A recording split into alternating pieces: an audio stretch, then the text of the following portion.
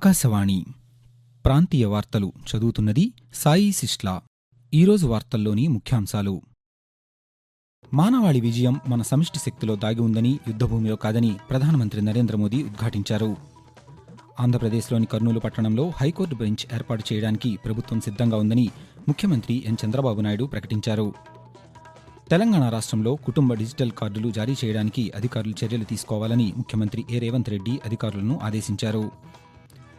తెలంగాణ రాష్ట్రంలో ధాన్యం కొనుగోలు కోసం 7,139 కేంద్రాలు ఏర్పాటు చేసినట్లు పౌర సరఫరాల శాఖ మంత్రి ఉత్తమ్ కుమార్ రెడ్డి తెలిపారు.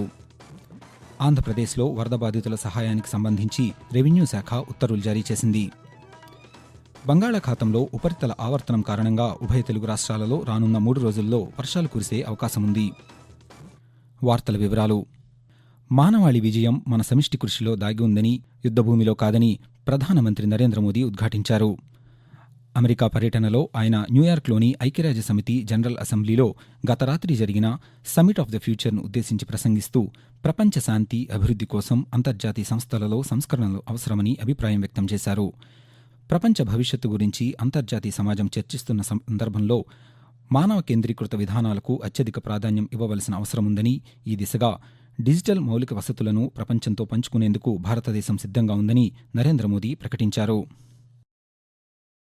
ఆంధ్రప్రదేశ్లోని కర్నూలు పట్టణంలో హైకోర్టు బెంచ్ ఏర్పాటు చేయడానికి రాష్ట్ర ప్రభుత్వం సిద్ధంగా ఉందని ముఖ్యమంత్రి ఎన్ చంద్రబాబు నాయుడు తెలిపారు. న్యాయశాఖపై అమరావతిలో నిన్న నిర్వహించిన సమీక్షా సమావేశంలో ఆయన మాట్లాడుతూ, త్వరలో జరగనున్న మంత్రివర్గ సమావేశంలో కర్నూలులో హైకోర్టు బెంచ్ ఏర్పాటు చేయాలన్న తీర్మానాన్ని ఆమోదించి కేంద్ర ప్రభుత్వానికి పంపుతామని పేర్కొన్నారు. అమరావతిలో న్యాయ కళాశాల ఏర్పాటు అంశాన్ని కూడా ఆయన ఈ సమావేశంలో సమీక్షించారు. Bar council of India trust ద్వారా 100 ఎకరాల్లో న్యాయ కళాశాలను ఏర్పాటు చేయాలని నిర్ణయించామని, జూనియర్ న్యాయవాదులకు శిక్షణా అకాడమీ ఏర్పాటు చేయడానికి కార్యాచరణ సిద్ధం చేయాలని ఈ సందర్భంగా చంద్రబాబు నాయుడు అధికారులను ఆదేశించారు. తెలంగాణ రాష్ట్రంలో రేషన్, ఆరోగ్య, ఇతర సంక్షేమ పథకాలను ఒకే కార్డు ద్వారా అమలు చేసేందుకు కుటుంబ డిజిటల్ కార్డులు జారీ చేయడానికి కార్యాచరణ చేపట్టాలని ముఖ్యమంత్రి ఏ రేవంత్ రెడ్డి అధికారులను ఆదేశించారు. వైద్య ఆరోగ్య శాఖ ఉన్నతాధికారులతో హైదరాబాద్లో నిన్న జరిగిన సమీక్షా సమావేశంలో ఆయన మాట్లాడుతూ, కుటుంబ డిజిటల్ కార్డుల జారీ కోసం ప్రతి నియోజకవర్గంలోని ఒక పట్టణం, గ్రామంలో పైలట్ ప్రాజెక్ట్ చేపట్టాలని ఆదేశించారు. 1 స్టేట్ 1 డిజిటల్ కార్డ్ విధానం ప్రవేశపెట్టాలని ప్రభుత్వం యోచిస్తోందని, రేషన్, ఆరోగ్య సేవలతో పాటు సంక్షేమ పథకాలన్నీ ఒకే కార్డు ద్వారా అమలు జరిగేలా చర్యలు తీసుకోవాలని, ఈ కార్డు ద్వారా రాష్ట్రంలో ఎక్కడైనా సంక్షేమ పథకాలు పొందేలా చూడాలని రేవంత్ రెడ్డి ఆదేశించారు. చేనేత, హస్తకళల రంగంలో ఉన్నవారి అభివృద్ధికి నూతన విధానాలు అమలు చేయాలని ముఖ్యమంత్రి నారా చంద్రబాబు నాయుడు అన్నారు. మారుతున్న కాలానికి అనుగుణంగా ఉత్పత్తుల తయారీలో మార్పులు చేపట్టి చేనేత, హస్తకళాకారుల ఆదాయం పెంచే మార్గాలు అమలు చేయాలన్నారు. ఈ శాఖలో పరిస్థితులు, స్థితిగతులపై ముఖ్యమంత్రి నిన్న సమగ్ర సమీక్ష నిర్వహించారు. ఈ సందర్భంగా ఆయన మాట్లాడుతూ, 35 చేనేత, 36 హస్తకళల క్లస్టర్ల అభివృద్ధికి తీసుకోవాల్సిన చర్యలపై చర్చించి పలు సూచనలు చేశారు. ఉత్పత్తులను ఆధునీకరించడం, టెక్నాలజీ వాడడం, మార్కెట్ సౌకర్యం కల్పించడం ద్వారా చేనేత, హస్తకళాకారుల ఉత్పత్తులకు డిమాండ్ పెంచవచ్చని, తద్వారా ఆ వర్గాల జీవన ప్రమాణాలు మెరుగుపడతాయని చంద్రబాబు నాయుడు పేర్కొన్నారు. తెలంగాణ రాష్ట్రంలో రైతుల నుండి ధాన్యం కొనుగోలు చేయడానికి రాష్ట్రవ్యాప్తంగా 7,139 కేంద్రాలను ఏర్పాటు చేస్తామని రాష్ట్ర పౌర సరఫరాల శాఖ మంత్రి ఉత్తమ్ కుమార్ రెడ్డి తెలిపారు. ధాన్యం కొనుగోలు అంశంపై నిన్న హైదరాబాద్ నగరంలో జరిగిన ఉన్నత స్థాయి సమావేశంలో అధికారులతో సమీక్షించారు. రైతుల నుండి ప్రభుత్వం ప్రతి గింజ కొనుగోలు చేస్తుందని స్పష్టం చేశారు. సన్నాలు, దొడ్డువడ్లకు వేర్వేరుగా కొనుగోలు కేంద్రాలు ఏర్పాటు చేస్తామని, ఖరీఫ్ సీజన్లో 146 లక్షల మెట్రిక్ టన్నుల ధాన్యం దిగుబడి వస్తుందని అంచనా వేస్తున్నామని, ఖరీఫ్ నుండి సన్నాలు రకానికి 500 రూపాయల మేర బోనస్ ఇవ్వనున్నామని ఉత్తమ్ కుమార్ రెడ్డి తెలిపారు. ఆంధ్రప్రదేశ్లో ఇటీవల సంభవించిన భారీ వర్షాలు, వరదల కారణంగా నష్టపోయిన ప్రజలకు ఆర్థిక సహాయం అందజేయడానికి సంబంధించి ముఖ్యమంత్రి ఎన్ చంద్రబాబు నాయుడు చేసిన ప్రకటనకు అనుగుణంగా రాష్ట్ర రెవెన్యూ శాఖ నిన్న ఉత్తర్వులు జారీ చేసింది.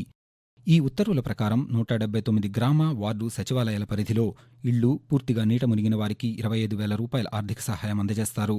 మొదటి అంతస్తులో ఉన్న ముంపు బాధితులకు 10,000 రూపాయలు, దెబ్బతిన్న దుకాణాలకు 25,000 రూపాయలు, వ్యవసాయ పంటలకు హెక్టార్కు 25,000 రూపాయల మేర ఆర్థిక సహాయం అందజేయనున్నట్లు రెవెన్యూ శాఖ ఉత్తర్వులు పేర్కొన్నాయి. ఆకాశవాణి ప్రాంతీయ వార్తలు వింటున్నారు. ఆంధ్రప్రదేశ్లో నిర్మాణంలో ఉన్న సాగునీటి ప్రాజెక్టులను త్వరలో పూర్తి చేస్తామని జలవనరుల శాఖ మంత్రి నిమ్మల రామానాయుడు తెలిపారు. చిత్తూరు జిల్లా పలమనేరు నియోజకవర్గం పెదపంజాని మండలం అప్పినపల్లిలో కుప్పం బ్రాంచ్ కెనాల్ను నిన్న ఆయన పరిశీలించారు. ఈ సందర్భంగా మంత్రి మాట్లాడుతూ కేంద్ర ప్రభుత్వం అందించే నిధులతో నిర్మాణంలో ఉన్న అన్ని సాగు, తాగునీటి ప్రాజెక్టులను పూర్తి చేసి ప్రజలకు నీటి సమస్య రాకుండా చర్యలు తీసుకుంటామని రామానాయుడు వివరించారు. ఆంధ్రప్రదేశ్లో తెలుగుదేశం, జనసేన, భారతీయ జనతా పార్టీల కూటమి ప్రభుత్వం 100 రోజుల పాలన పూర్తయిన సందర్భంగా రాష్ట్ర ప్రభుత్వం చేపట్టిన అభివృద్ధి కార్యక్రమాలను ప్రజల దృష్టికి తీసుకువెళ్లే ఉద్దేశంతో వివిధ ప్రాంతాలలో ఇది మంచి ప్రభుత్వం పేరుతో అవగాహన కార్యక్రమాలు జరుగుతున్నాయి. వివిధ ప్రాంతాలలో జరిగిన ఈ కార్యక్రమాలలో మంత్రులు పాల్గొని కూటమి ప్రభుత్వం ఇప్పటివరకు చేపట్టిన అభివృద్ధి కార్యక్రమాలను, భవిష్యత్తులో చేపట్టనున్న కార్యక్రమాలను ప్రజలకు వివరించారు.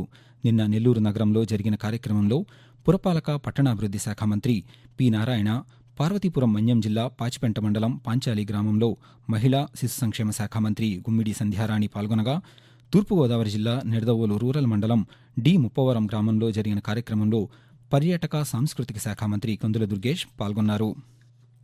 పరిసరాలను పరిశుభ్రంగా ఉంచడంలో కీలక పాత్ర పోషించే పారిశుధ్య కార్మికులకు సఫాయి సురక్ష కార్యక్రమం కింద ఉచితంగా వైద్య పరీక్షలు నిర్వహిస్తున్నామని ఆంధ్రప్రదేశ్ కార్మిక శాఖ మంత్రి వాసంశెట్టి సుభాష్ తెలిపారు.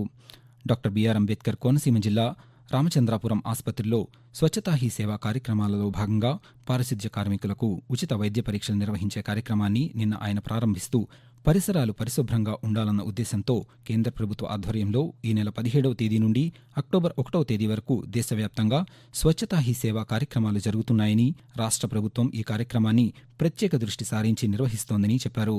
పారిశుధ్య కార్మికులు ఉచిత వైద్య సేవల కార్యక్రమాన్ని సద్వినియోగం చేసుకోవాలని మంత్రి సుభాష్ కోరారు. ఇదిలా ఉండగా నిడదవోలులో జరిగిన స్వచ్ఛతా హీ సేవ కార్యక్రమంలో రాష్ట్ర పర్యాటక, సాంస్కృతిక శాఖ మంత్రి కందుల దుర్గేష్ పాల్గొన్నారు.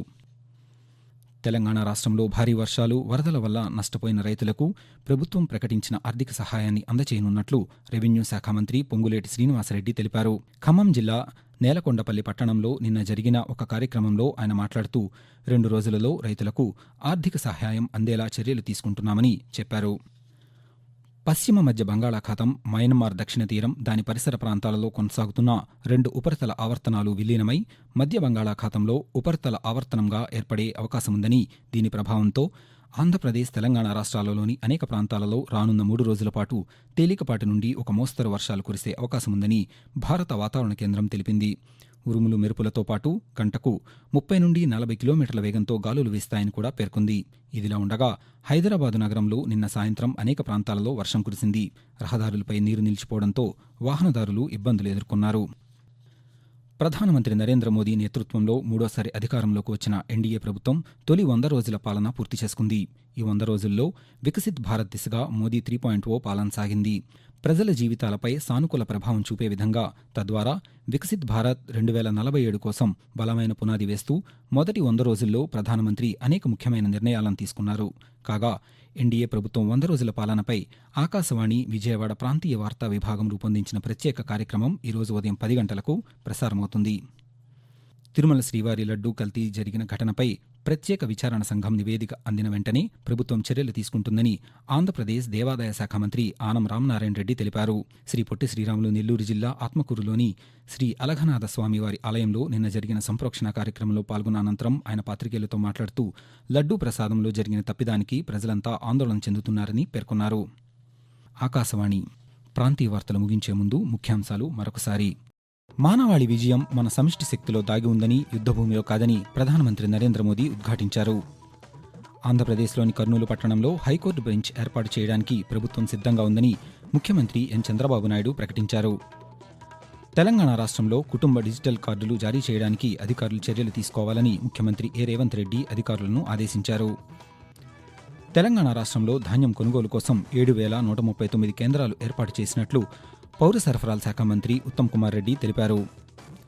ఆంధ్రప్రదేశ్లో వరద బాధితుల సహాయానికి సంబంధించి రెవెన్యూ శాఖ ఉత్తర్వులు జారీ చేసింది. బంగాళాఖాతంలో ఉపరితల ఆవర్తనం కారణంగా ఉభయ తెలుగు రాష్ట్రాలలో రానున్న 3 రోజుల్లో వర్షాలు కురిసే అవకాశముంది. ఆకాశవాణి ప్రాంతీయ వార్తలు ఇంతటితో సమాప్తం.